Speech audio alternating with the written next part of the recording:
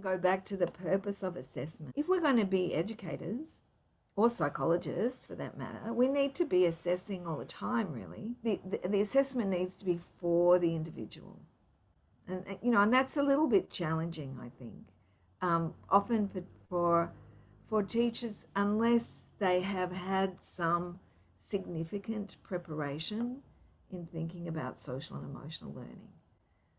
So again, I guess I'm saying what it comes back to is, rather than starting from here are the targets that they should be doing, let's start from where is this young person? What are they doing? What can they do effectively?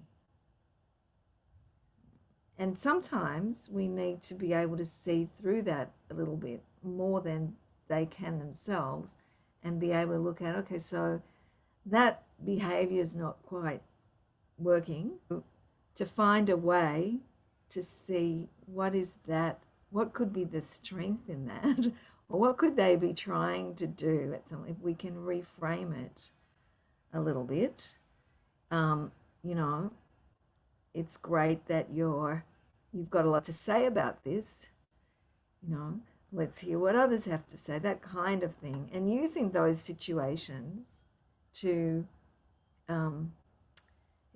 as teachable moments. I think that's really crucial. And then we get to know the student, and then we get to see what they can do and what they can't do, and then they're more likely to engage with activities. And then the ideal assessment is to see what they've developed as opposed to a standardized thing. What is it? Let's individualize the assessment here. That's what I would say. And it needs to come back to them, in the sense of being an affirmation of, wow, I can see that you've really tried hard to do X, Y, Z. What we'd call, in this case, what we'd call descriptive praise. There's a project that I've been working on with in Western Sydney, that's working with very marginalised, disadvantaged kids who've been suspended from school and, very traumatised backgrounds.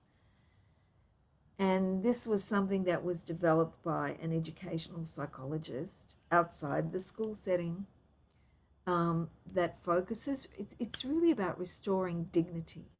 But the two critical things that they use to manage to teach the kids to develop the self-regulation, all of those things, is they start with descriptive praise and emotion coaching. But it's using the relational context as the foundation, and it's adapted and adjusted, step by step to what those individual kids need. And that's what makes the difference. But to the extent that I think that teachers can be aware of that, and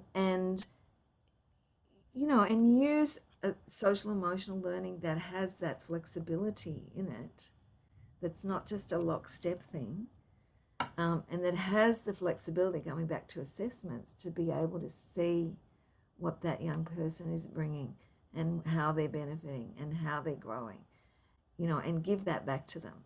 That's what I see makes a huge difference.